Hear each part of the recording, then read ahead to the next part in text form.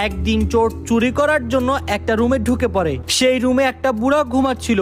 বুড়া ঘুম থেকে উঠে দেখতে পায় তার রুমে একটা চোর চুরি করতেছে। তারপর বুড়া চোরকে বলল, বাবা, তোমাকে দেখে মনে হয় না তুমি চোর, তোমাকে তো ভালো করে সন্তান মনে হয়। আমি নিশ্চিত তুমি পরিস্থিতির শিকার হয়ে আজকে চুরি করছো। আচ্ছা বাবা, সমস্যা নেই, আমার এই আলমারিতে টাকা গয়না আছে, তুমি নিয়ে চুপচাপ চলে যেও। কিন্তু বাবা, যাওয়ার আগে একটু এখানে আসো, আমি মাত্র একটা স্বপ্ন দেখেছি, স্বপ্নর ব্যাখ্যাটা বলে যাও বাবা। আচ্ছা ঠিক আছে।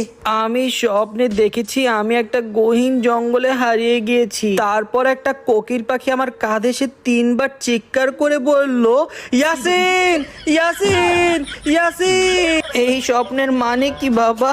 ততক্ষণে বুড়ার চিৎকার শুনে বুড়ার নাতিন চলে আসে। তারপর নানা নাতিন মিলে উড়া ধুরা চোরকে মারে।